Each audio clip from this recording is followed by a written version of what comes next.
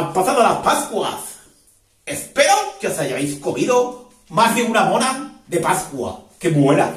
Y espero que habréis pintado algún huevo de colores. ¿Verdad? Bueno, vengo a daros una buena noticia. La semana que viene vais a poder salir.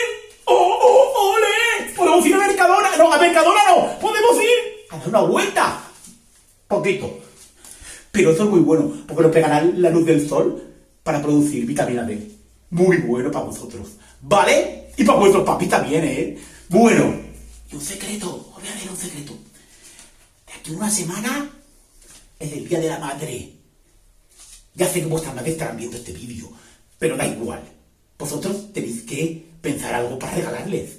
O hacéis una manualidad, se lo decís a vuestros hermanos o a vuestros papis. Y en secreto le preparéis algo, ¿vale? Ya me lo contaréis.